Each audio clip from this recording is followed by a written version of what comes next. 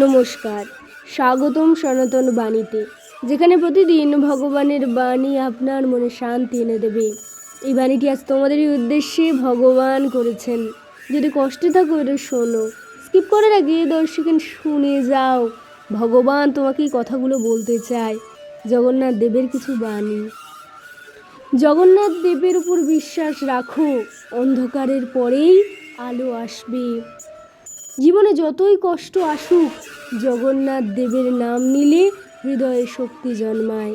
যার মনে ভক্তি আছে, জগন্নাথ তার জীবনে আশীর্বাদে ভরিয়ে দেন।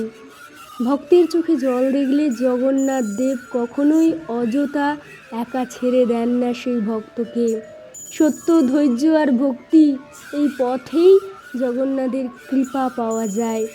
যেখানে ভালোবাসা আর বিশ্বাস আছে, সেখানেই জগন্নাথের উপস্থিতি। জগন্নাথের আশীর্বাদ থাকলে কঠিন পথও সহজ হয়ে যায়। তাই আজকের এই বাণীটি যদি ভালো লেগে থাকে তাহলে একটা লাইক করে দাও আর ফলো করতে ভুলো না। ইউটিউব থেকে দেখে থাকলে সাবস্ক্রাইব করতে ভুলো না।